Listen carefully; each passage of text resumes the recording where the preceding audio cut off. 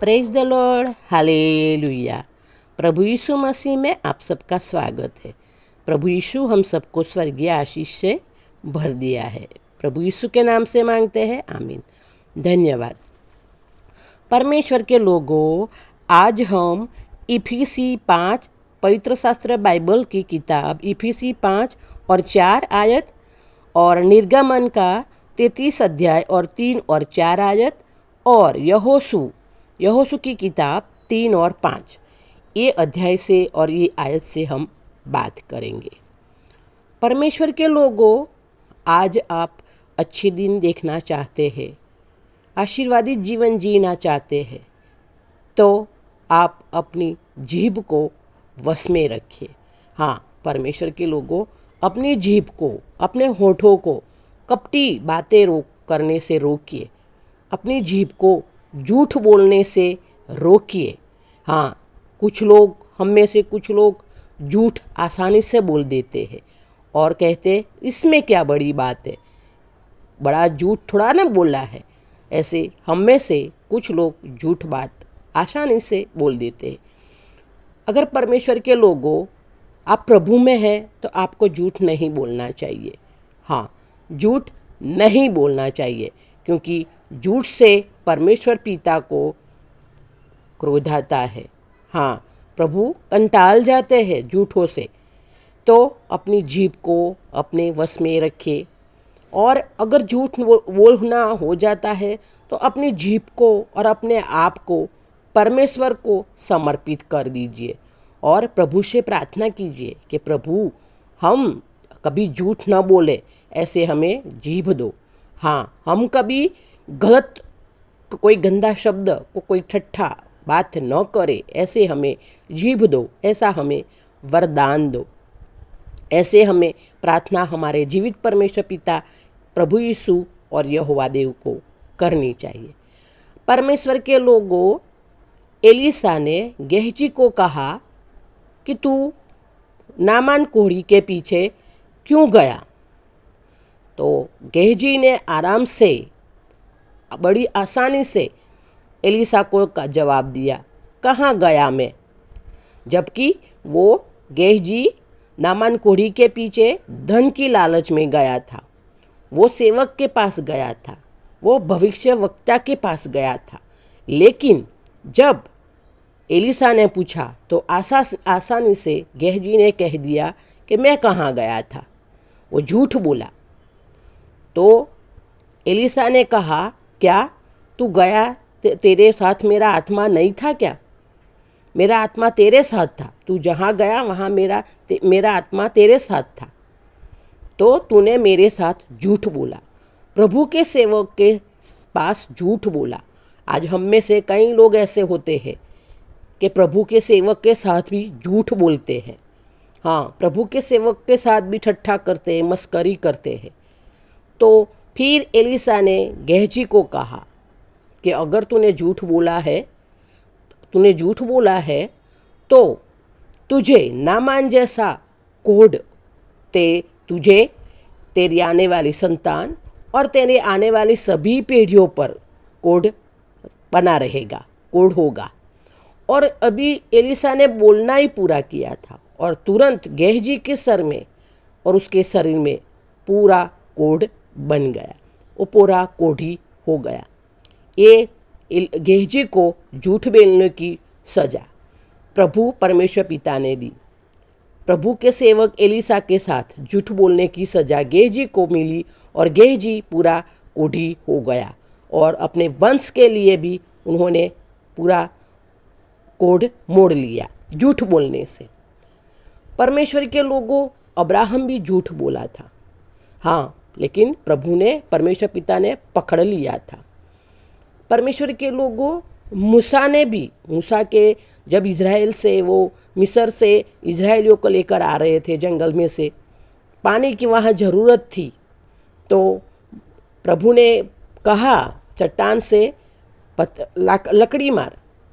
तो चारों ओर सभी की बातें सुनकर, मूसा के चारों ओर थे, सभी की बातें सुनकर मूसा को जो नहीं बोलना था वो बोल दिया। हाँ, मूसा को जो नहीं बोलना था वो बोल दिया। और फिर उसने चट्टान को 2 बार लकड़ी मारी और उधर से पानी मिला और सभी इजराइलियों ने और सभी पशुओं ने वो पानी पिया। लेकिन मूसा को जो नहीं बोलना था वो बोल दिया, क्योंकि उसकी चारों ओर उसको चिढ़ाने वाले और उसको परेशान करने वाले से वो परेशान हो गया था। तो जो नहीं बोलना वो हो गया, बोल लिया। तो परमेश्वर पिता ने मूसा को भी कहा कि तू प्रतिज्ञा के देश में नहीं जाएगा। हाँ, क्योंकि तूने नहीं बोलना था वो बोल दिया। हाँ, तूने नहीं बोलना था वो बोला मेरे सामने। तूने चारों ओर तेरी तरफ तेरे साथ थे उनकी बातें सुनकर परेशान होकर तुझको जो नहीं बोलना था वो बातें तूने मेरे साथ बोली। तो अभी तू प्रतिज्ञा के देश कनान देश में मूसा तू नहीं जाएगा। सोचो परमेश्वर के लोगों, मूसा कितना रोया होगा, कितना दुखी हुआ होगा, है ना, क्योंकि उनको अपने प्रतिज्ञा के देश में उसको जाना के लिए नहीं मिला। तो परमेश्वर के लोगों, ऐसे हमारे साथ भी होता है। हमारे परिवार में कोई किसी की पत्नी तो किसी का पति, किसी की सास तो किसी की बहू, हमारे नौकरी में हमारे चारों ओर, हमारे अभ्यास में हमारे चारों ओर, हमारे रहने के लिए हम रहते हैं वहाँ हमारे चारों ओर हमको परेशान करने वाले होते हैं, हमको चिढ़ाने वाले होते हैं, हमको दुख कष्ट देने वाले होते हैं। लेकिन फिर भी हमें सच बोलना है। प्रभु को पसंद के वही हमें काम करना है।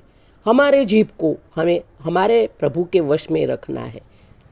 तो परमेश्वर के लोगों, अगर अच्छे दिन देखना है तो ये बात आपको करनी ही पड़ेगी। झूठ कभी नहीं बोलना है। कोशिश तो करनी है, नहीं होता है तो प्रभु परमेश्वर पिता से प्रार्थना कर कर झूठ न बोलने वाली जीभ मांगिए और झूठ न बोलने वाले और ठट्ठा करने वाले ऐसे होठ को प्रभु को समर्पित कर दीजिए और अच्छी सत्य बोलने वाली, सत्य उच्चारण करने वाली जीभ मांगिए, होठ मांगिए, आशीर्वाद मांगिए। परमेश्वर पिता अवश्य देंगे। परमेश्वर के लोगों, 4 लड़कियां थी। वो लड़कियां को तो ऐसे घर से पाबंदी होती है बाहर निकलने की ज़्यादा। तो स्कूल एक दिन जाना था, तो स्कूल में उनको मूवी देखने का मन किया। अच्छी मूवी आई, चलो देखने जाते, लेकिन परमिशन तो मिलेगी नहीं। तो उन्होंने स्कूल बंक किया। स्कूल में न जाकर वो लोग मूवी देखने 4-5 लड़कियां गई और फिर स्कूल में लेट आए और फिर कहा कि आज तुम लड़कियां लेट क्यों आई। तो लड़कियों ने कहा कि मैडम हमारी स्कूल बस बिगड़ गई थी। तो मैडम ने कहा ठीक है बैठ जाओ, और फिर उनको कागज़ दिया, बोले इसमें लिखो कि तुम्हारी बस में क्या हुआ था। तो किसी ने लिखा कि टायर पंचर हो गया था, किसी ने लिखा कि पेट्रोल ख़त्म हो गया था, किसी ने लिखा कि कुछ आगे खराबी हो, गाड़ी में खराबी हो गई थी। तो ऐसे 4-5 लड़कियों के कागज़ में अलग अलग जवाब देखा और पकड़े गए। तो झूठ, परमेश्वर के लोगों, अगर इंसान झूठ पकड़ सकता है तो हमारा जीवित परमेश्वर है, वो हमारा झूठ नहीं पकड़ेगा, बिल्कुल पकड़ेगा। परमेश्वर के लोगों बिल्कुल हमारा झूठ पकड़ेगा। तो परमेश्वर के लोगों, हमें हमेशा झूठ कभी नहीं बोलना चाहिए, क्योंकि परमेश्वर ऊपर से सब देखता है और हमारे हृदय को और मन को जांचता है। परमेश्वर के लोगों, एक परिवार गाड़ी में जा रहा था, ट्रैवलिंग कर रहा था, मुसाफरी कर रहा था, और जाने के टाइम बारिश शुरू हुई। धीरे धीरे बारिश शुरू हुई, फिर बड़ी बारिश, फिर थोड़ा आंधी तूफान आया। लेकिन वो परिवार का मुखिया था, उन्होंने कहा अपने बेटे को गाड़ी चलाए रखो। बारिश हुई लेकिन बेटे ने कहा कि गाड़ी क्या करे, चलाए। बोले गाड़ी चलाओ, हिम्मत रखो और गाड़ी चलने दो। बाकी दूसरे सब व्हीकल्स थे वो साइड में लगने लगे, क्योंकि आंधी बढ़ रही थी, बारिश बढ़ रही थी, तूफान बढ़ रहा था। लेकिन ये परिवार के मुखिया ने अपने बेटे को कहा कि नहीं, गाड़ी चलने दो। और ऐसे करते करते 1-1.5-2 घंटा गाड़ी चली और फिर आगे गई, और फिर वहाँ पर बारिश रुक गई, तूफान थम गया, बिल्कुल अच्छा मौसम बन गया। फिर गाड़ी साइड, अपने मुखिया ने अपने बेटे को कहा गाड़ी साइड पर लगाओ। बेटे ने कहा ये क्या पापा, गाड़ी अभी तो सब लोग हम तो आगे निकल गए, बारिश बंद हो गई, अब क्यों गाड़ी साइड में लगाए।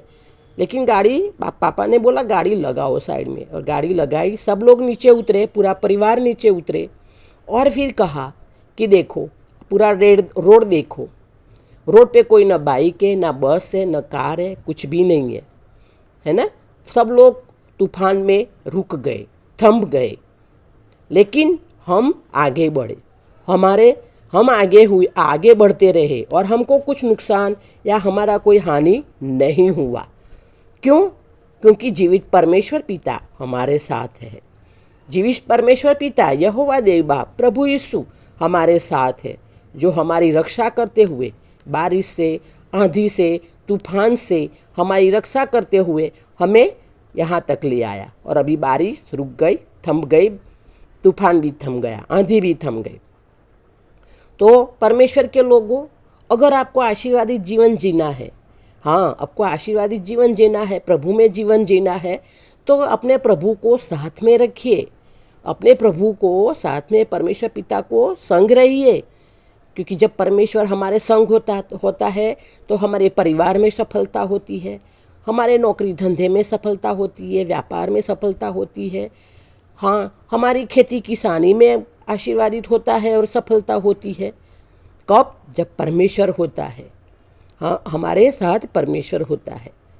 जब मूसा को कहा कि तूने दूसरों का सुना और जो नहीं बोलना था वो बोला, तो परमेश्वर पिता ने भी क्रोध किया, बोले अब मैं तुम्हारे साथ नहीं रहूँगा, क्योंकि तुम अपनी मन मर्जी से जीते हो, अपनी मन मर्जी का करते हो, गंदे काम करते हो, नहीं देखने वाली बात देखते हो, जो शरीर को नहीं करना चाहिए वो तुम करते हो।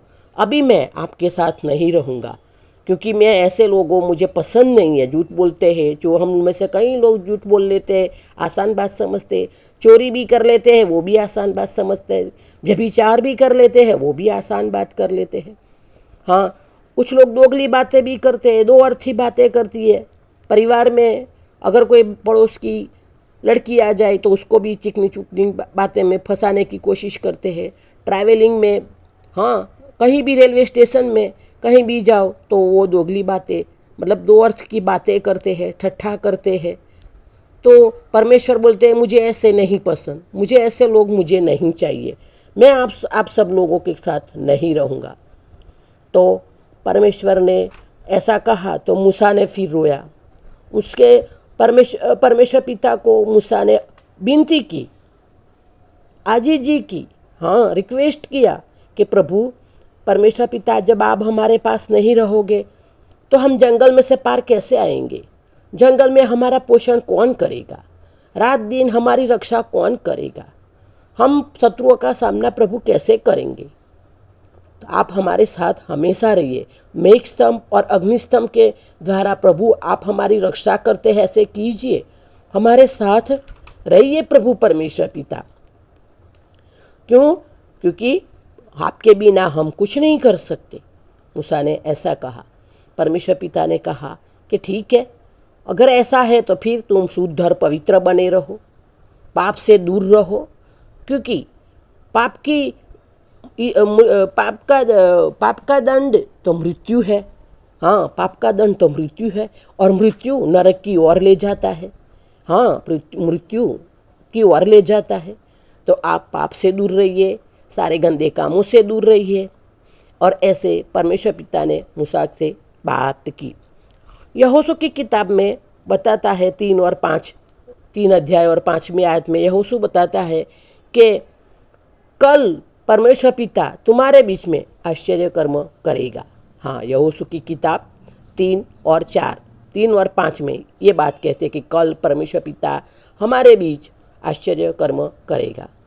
आश्चर्य कर्म कब करेगा? परमेश्वर के लोगों, आश्चर्य कर्म कब करेगा हमारे बीच परमेश्वर? हमारे बीच तो हमारी जीभ को झूठ बोलने से रुकना है, कपटी बात करने से हमारे होठ को रोकना है, गंदी चीज़ देखने से हमारे शरीर को रोकना है, व्यभिचार करने से हमारे शरीर को रोकना है, दोगनी बातें करनी, दो अर्थी बातें करने से हमें रोकना है। हमें ये सब रोक कर हमारे शरीर को और हम अपने आप को, हमारे परिवार को लेके प्रभु की समर्पित हो जाना है। तभी प्रभु परमेश्वर पिता हमारे परिवार में, हमारे बच्चों के अभ्यास में, हमारी नौकरी में, हमारी किसानी खेती में, हमारे आसपास में, सब में प्रभु परमेश्वर पिता आश्चर्य कर्म करेगा, अवश्य करेगा। प्रभु में हमें बने रहना है, प्रभु में अधीन रहना है। प्रभु को जो पसंद है वो काम नहीं करना है, ना झूठ बोलना है, ना चोरी करनी है, ना व्यभिचार करना है, ना दोगली बातें करनी है, ना किसी को आंख से गंदी देखनी बातें करनी है, ना शरीर को प्रभु को पसंद है वो काम हमें हमारे शरीर से नहीं करना है। हमारे शरीर से, हमारी आंख से, हमारे सारे चीज़ों से प्रभु को महिमा मिले, प्रभु की स्तुति आराधना हो और प्रभु को मान महिमा मिले, ऐसी बातें हमें करनी है। तभी हमारे बीच परमेश्वर पिता आश्चर्य कर्म करेगा और हम सब लोग आशीषित जीवन जिएंगे। परमेश्वर के लोगों, ये वचन प्रभु हम सबको समझने में हमारी सहायक मदद करे। आइए हम परमेश्वर से मांगते हैं, परमेश्वर पिता प्रभु यीशु के नाम से मांगते हैं, हम सबको प्रभु सत्य की जीभ दीजिए, हम सबको सत्य के होठ दीजिए, ताकि हमारी जीभ और हमारे होठ कपटी बात ना बोल पाए, झूठ बात ना बोल पाए। और प्रभु परमेश्वर पिता हम शुद्ध और पवित्र बने रहे, और हम शुद्ध और पवित्र बने रहे। और परमेश्वर पिता आप हमारे साथ रहो। जब आप हमारे साथ हैं तो हमको किसी चीज़ की आवश्यकता नहीं है। तो हम प्रभु परमेश्वर पिता से प्रार्थना करते हैं, परमेश्वर पिता हम सबके साथ रहिए, हमारी अगुवाई कीजिए, हमारे साथ बने रहिए, हमको आपके महिमा के लिए इस्तेमाल कीजिए, हमको अपने महिमा के लिए उपयोग में लीजिए। हाँ परमेश्वर पिता हम सब पर अपनी स्वर्गीय आशीष बहने दीजिए, हम सब पर अनुग्रह आपका कर दीजिए। प्रभु परमेश्वर पिता हम सब पर आपकी दया कृपा बहते दीजिए, और हम सब को बीच में प्रभु हमेशा आप रहिए। हाँ यीशु प्रभु से मांगते हैं, परमेश्वर पिता हमारी प्रार्थना आपने सुनी है, ग्रहण की है, और ये सब आशीष हमको दे दी है। प्रभु यीशु के नाम से मांगते हैं, आमीन। हाँ आमीन। धन्यवाद। परमेश्वर के लोगों, वीडियो शेयर जरूर करना, क्योंकि प्रभु की इच्छा है कि जगत के कोने कोने में ये वीडियो पहुँचे, जगत के कोने कोने मनुष्य के पास वीडियो पहुँचे, प्रभु यीशु का नाम पहुँचे, यह परमेश्वर पिता यहोवा देव का नाम पहुँचे, उनकी सुवार्ता, उनकी साक्षी, उनकी चमत्कार पहुँचे, प्रभु का वचन पहुँचे। और परमेश्वर पिता और प्रभु यीशु की इच्छा है किसी मनुष्य का नाश ना हो, लेकिन सभी मनुष्य अनंत जीवन पाए, ऐसी प्रभु की इच्छा है। तो इसमें आप अपना सहयोग दीजिए और आप अपना अमूल्य भाग प्रदान कीजिए। प्रभु यीशु से ये विनती है। और परमेश्वर के लोगों, लाइक करना, सब्सक्राइब करना, शेयर करना, और दूसरों को प्रभु यीशु की बातें, परमेश्वर पिता की बातें सबको बताना, जैसे मैं बताती हूँ। हाँ प्रभु हम सबको स्वर्गीय आशीष से भर दिया है। प्रभु यीशु के नाम से मांगते हैं, धन्यवाद। आमीन। हाँ आमीन। प्रभु यीशु की दासी वासंती।